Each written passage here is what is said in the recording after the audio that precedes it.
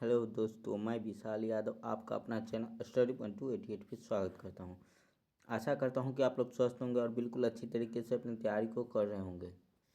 ये मेरा Telegram channel है, इसको आप लोग स्कैन करके जुड़ जाइएगा टेलीग्राम से। और मेरा चैनल स्टडी 1288 है, जिसपे क्या है तो 1,75,000 सब्सक्राइबर होने के करीब है। लेकिन यह चैनल डाउन चल रहा है, तो देखिए 1 महीने की अर्निंग मात्र $3 है। तो आप लोग थोड़ा सपोर्ट कीजिए। और व्यू भी बहुत ही कम है, ये शॉर्ट वीडियो का व्यू आप लोग को लग रहा है क्या? ये शॉर्ट वीडियो का इतना व्यू लग रहा, व्यू आप लोग को लग रहा हुआ ज़्यादा है शॉर्ट वीडियो का। और शॉर्ट वीडियो में अर्निंग नहीं होता है, तो आप लोग थोड़ा सपोर्ट कीजिए। चलिए आगे की ओर चलते हैं। आज हम लोग देखेंगे क्लास 10th नॉन हिंदी के लिए जो नॉन हिंदी का फर्स्ट चैप्टर है। फर्स्ट चैप्टर क्या है? नॉन हिंदी का है। नॉन हिंदी का है, NDI हिंदी का है। फर्स्ट चैप्टर तू जिंदा है। तो ये क्लास 8 का हिंदी रहता है। जो बच्चे मैथिली और उर्दू रखते हैं, उनके लिए यह इम्पोर्टेंट सेशन होने वाला है। चलिए आगे की ओर चलते हैं। आज का हम लोग का पहला क्वेश्चन क्या है, उसके तरफ चलते हैं। उससे पहले जितने नए बच्चे चैनल को सब्सक्राइब कर लीजिएगा, नए पुराने मिलकर वीडियो को लाइक कर दीजिएगा और वीडियो को शेयर कर दीजिएगा। हम लोग का पहला क्वेश्चन क्या है? तू जिंदा है तो किस विधा की रचना है? कविता, कहानी, निबंध या एकांकी? तू जिंदा है तो किस विधा की रचना है? तो तू जिंदा है यह एक प्रकार का कविता है। तू जिंदा है तो किस प्रकार की रचना है? कविता है। यानी इस क्वेश्चन का हम लोग का ए आंसर आ जाएगा। चलिए अगला क्वेश्चन की ओर चलते हैं। सारा इम्पोर्टेंट क्वेश्चन है जो 2026 में पूर्ण रूप से आने की संभावना है। आप लोग रट ही लीजिएगा इस क्वेश्चन सबको। अगला क्वेश्चन क्या है? तू जिंदा है तो कविता में किस में जीवन का कौन सा दृश्य प्रस्तुत किया गया है? गहरे जीवन, राग का या उत्साह का, या गहरे जीवन, राग एवं उत्साह दोनों का, या इनमें से कोई नहीं? तू जिंदा है तो कविता में जीवन का कौन सा दृश्य दर्शाया गया है? तो गहरे जीवन एवं राग का। क्या? गहरे जीवन, राग एवं उत्साह का। यानी इस क्वेश्चन का सी आंसर हो जाएगा। चलिए अगला क्वेश्चन की ओर चलते हैं। अगला क्वेश्चन क्या हम लोग का है? तू जिंदा है तो कविता में जीवन की किस पक्ष पर वर्णन है? निराशवादी पर, आशावादी पर, प्रेरणावादी पर, या साम्यवाद पर? इस क्वेश्चन का आंसर बताते चलेगा। तू जिंदा है तो कविता में जीवन के किस पक्ष पर वर्णन किया गया है? तो इसमें हम लोग देखेंगे तीसरा क्वेश्चन का बी आंसर आ जाएगा। आशावाद पे क्या किया गया है? तो वर्णन किया गया है। आशावादी पे वर्णन किया गया है। चलिए अगला क्वेश्चन की ओर चलते हैं। यह छोटा सा ही चैप्टर है, इसमें मात्र 9 से 10 क्वेश्चन होंगे। क्या? 9 से 10 क्वेश्चन होंगे, क्योंकि यह कविता का सेशन है। तो में तो अधिकतर आप लोग देखे होंगे कि कम ही क्वेश्चन रहता है। चलिए अगला क्वेश्चन हम लोग का 4 नंबर क्या है? तू जिंदा है तो द्वारा रचित कविता, यानी किसके द्वारा रचित कविता है? यह 2018 में पूछा गया क्वेश्चन। यह भी इम्पोर्टेंट क्वेश्चन है। दिनकर, शंकर सैलेंडर, हरिओद या निराला? इस क्वेश्चन का आंसर बताते चलेगा। तू जिंदा है तो किसके द्वारा लिखा गया है? तो यह शंकर सैलेंडर के द्वारा लिखा गया है। किसके द्वारा? शंकर सैलेंडर के द्वारा लिखा गया। यानी इस क्वेश्चन का हम लोग का बी आंसर आ जाएगा। उसके बाद अगला क्वेश्चन की ओर चलते हैं। अगला क्वेश्चन का क्या ना अगला क्वेश्चन हम लोग का क्या है? सुबह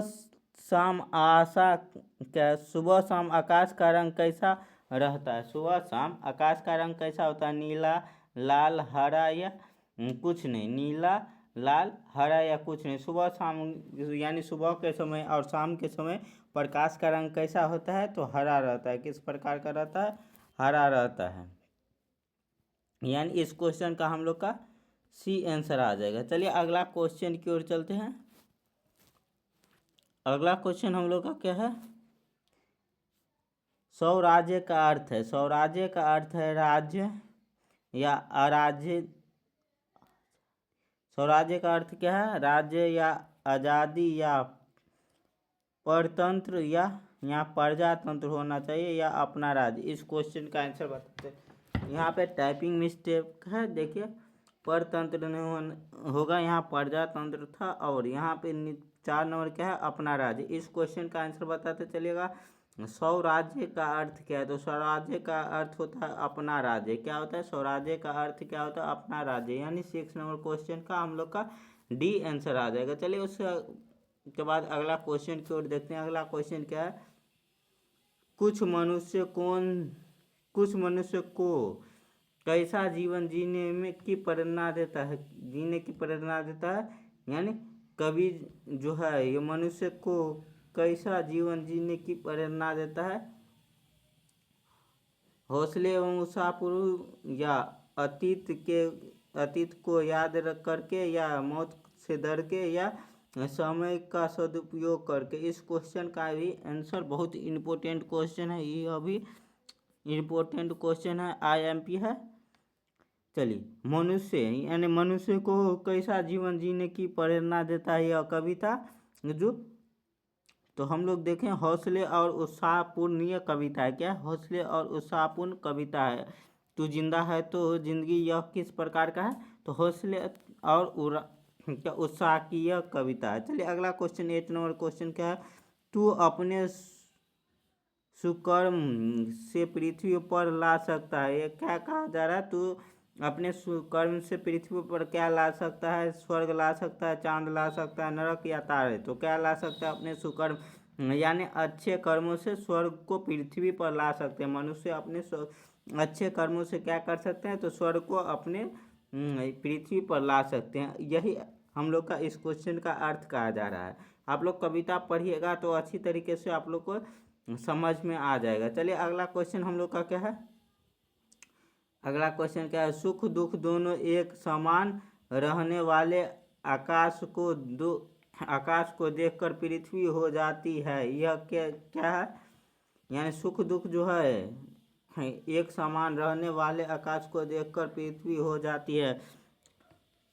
क्या है, व्यवस्थित या आनंदित या मूर्छित, या इनमें से कोई नहीं, तो व्यवस्थित हो जाती है। इस क्वेश्चन का हम लोग का क्या आ जाएगा, 9 नंबर क्वेश्चन का, सुख दुख दोनों एक समान रहने वाले आकाश को देखकर पृथ्वी डोडोडोट हो जाती है, यानी आनंदित हो जाती है। यानी इस क्वेश्चन का हम लोग का बी आंसर आ जाएगा। सॉरी, इस क्वेश्चन को हम थोड़ा पढ़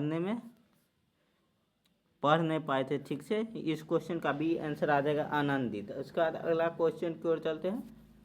अगला क्वेश्चन हम लोग का क्या है, कैसा है व्यक्ति जिंदा माना जा सकता है। इस क्वेश्चन का आंसर बताइएगा। यह भी इम्पोर्टेंट क्वेश्चन है। कैसा व्यक्ति जिंदा माना जा सकता है, निराशा रहित, घमंडी या स्वाभिमानी, या आलसी और अकर्मक। इस क्वेश्चन का आंसर बताते चलेगा। तो स्वाभिमानी व्यक्ति क्या हो सकता है, जिंदा कहला सकता है। क्या कहलाता है, जिंदा कहलाता है स्वाभिमानी व्यक्ति। उसके बाद अगला क्वेश्चन हम लोग देखेंगे। अगला क्वेश्चन क्या है, कवि शंकर शैलेंद्र तू जिंदा है तो डोडोडोट कविता में देशवासियों को क्यों संगठित होने की बात करता है, यानी संगठित होने की बात क्यों करते हैं कवि जो शंकर शैलेंद्र है। तू जिंदा है तो जिंदगी के जो कविता लिखे हैं वो क्यों देशवासियों को एकजुट होने की यानी संगठित होने की बात करते हैं। तो इस क्वेश्चन का हम लोग का ए आंसर आ जाएगा, आज़ादी प्राप्ति के लिए। यानी यह हम लोग का जो कविता लिखा गया था यह आज़ादी से पहले ही लिखा गया था। आशा करता हूँ आप लोग को समझ में आया होगा। जितने बच्चे अभी तक लाइक नहीं किए लाइक कर दीजिएगा, चैनल को सब्सक्राइब नहीं किए सब्सक्राइब कर लीजिएगा। आज का यह हम लोग का इस चैप्टर का अंतिम क्वेश्चन था। आज के लिए बस इतना ही, मिलते हैं आप लोग के साथ अगले वीडियो में।